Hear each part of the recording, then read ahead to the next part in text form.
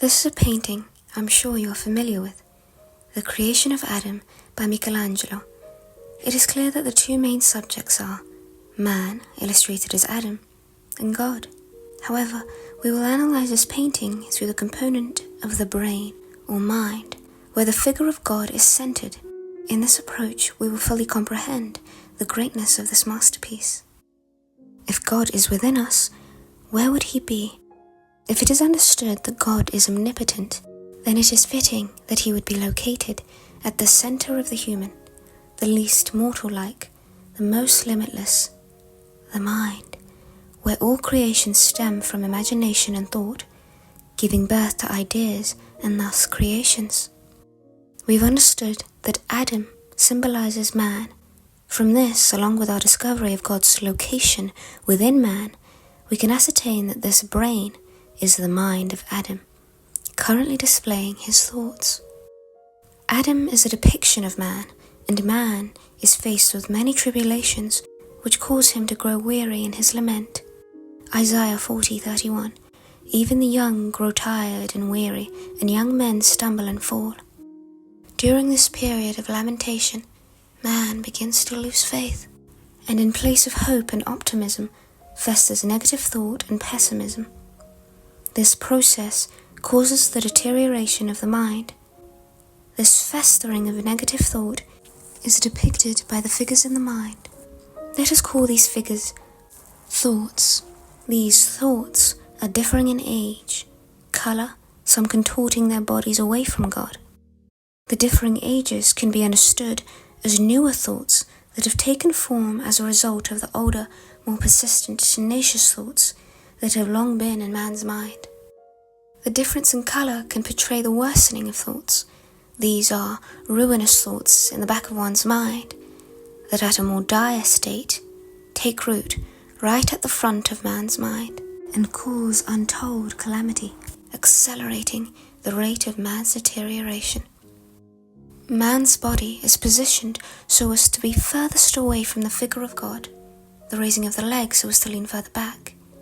Adam's weary body is a complete contrast to the eagerness of the figure of God.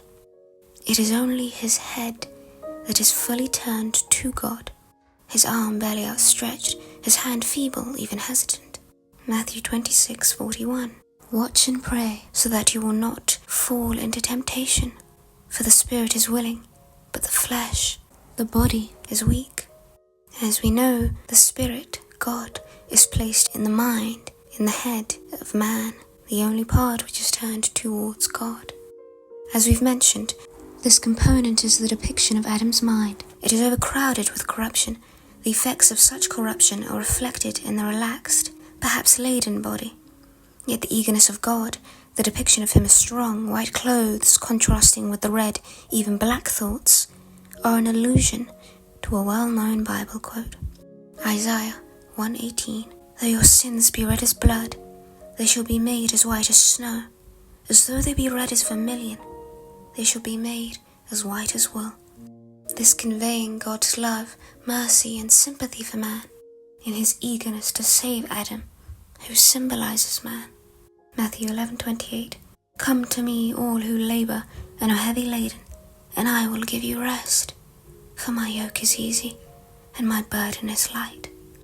As if in response to this, the negative thoughts look towards Adam, representing the doubt that enters man's mind when hope and opportunity come along.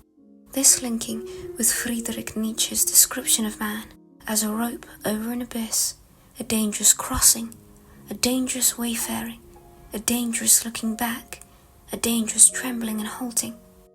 Yet if Adam, man, should overcome these thoughts, he must merely lift his finger and make the first move. Ask and it shall be given to you. Seek and you shall find. Knock and the door will be opened unto you. For if you have faith as small as a mustard seed, you can say to this mountain, move from here to there, and it will move, and nothing will be impossible for you. Matthew 17:20. Faith is action, and through this action, you will be reborn. This is what Michelangelo's creation of Adam is saying. This is why Michelangelo's The Creation of Adam is a masterpiece.